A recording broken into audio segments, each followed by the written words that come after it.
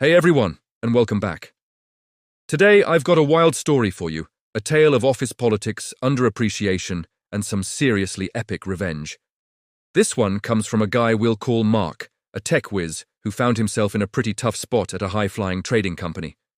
Mark was the go-to guy for everything IT. He wasn't just fixing printers, he was the architect behind the company's entire trading infrastructure. We're talking about a system that handled hundreds of millions of dollars every single day. He built it from the ground up, maintained it, and basically kept the money-making machine running smoothly.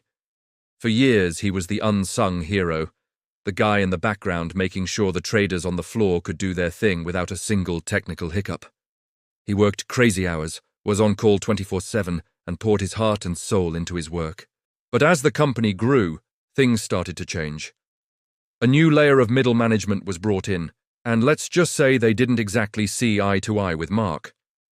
These new managers, fresh out of business school, saw Mark not as a critical asset, but as a line item on a budget sheet. They didn't understand the complex systems he managed. They just saw a salary that could be cut. They started micromanaging him, questioning his methods, and generally making his life difficult. They'd demand reports on things they didn't understand, and schedule pointless meetings that took him away from his actual work.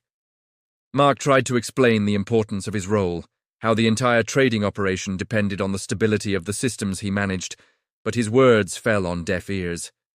To them, he was just the IT guy, replaceable and overpaid. The tension came to a head one Friday afternoon. Mark was called into a meeting with his new boss and an HR representative. The air was cold. The smiles were fake, and he knew what was coming.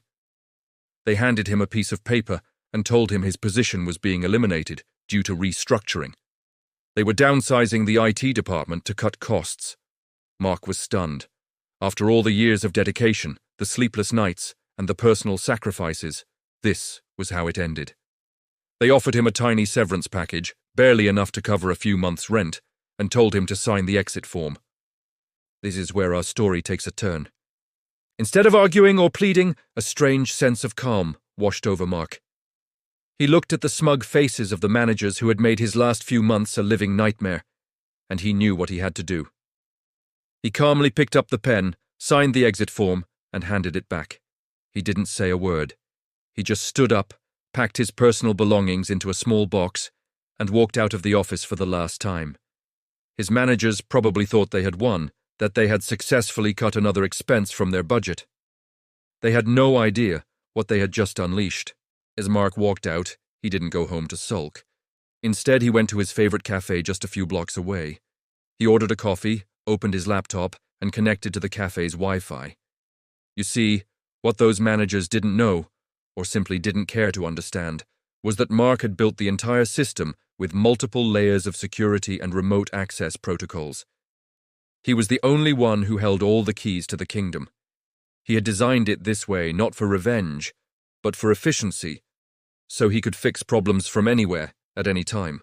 With a few keystrokes, he logged into the company's core server. It was almost laughably easy. They hadn't even thought to immediately revoke his credentials.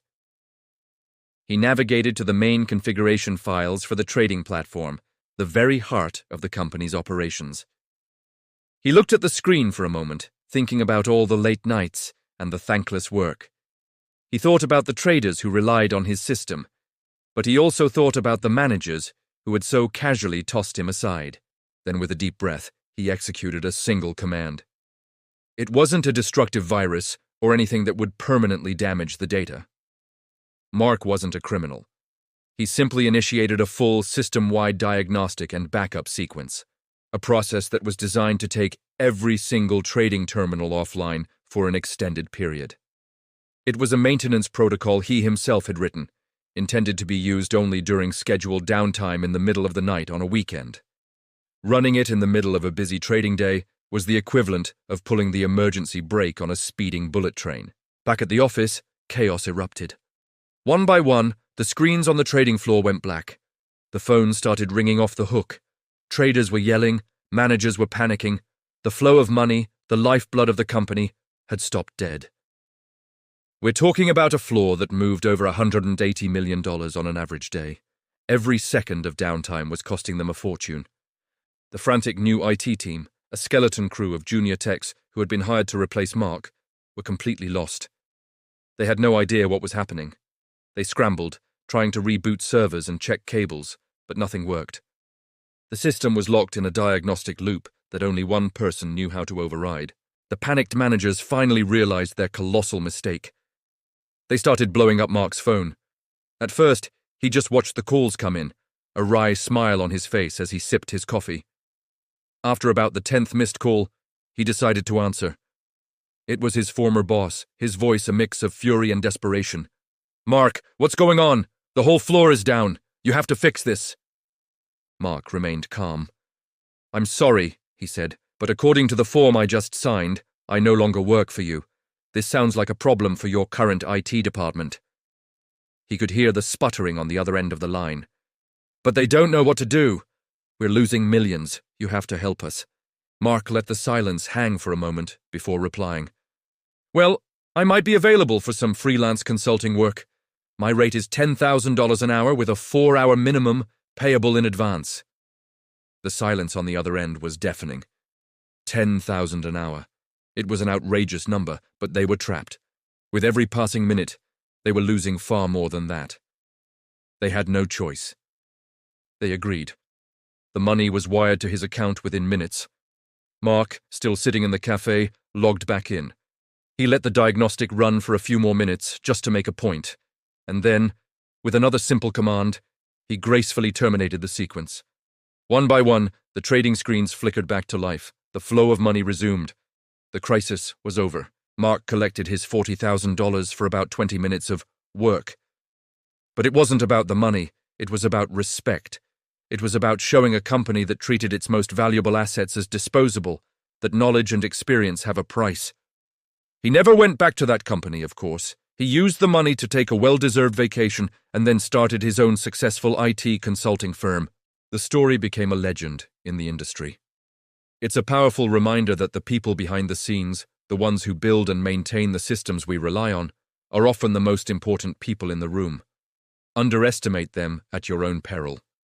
And for anyone out there feeling underappreciated in your job, maybe this story gives you a little bit of vicarious satisfaction. Sometimes the best revenge is simply proving your own value. What do you guys think? Was Mark a hero or a villain? Let me know your thoughts in the comments below. It's a complex situation for sure. Thanks for watching, and if you enjoyed this story, make sure to hit that like button and subscribe for more. I'll see you in the next one.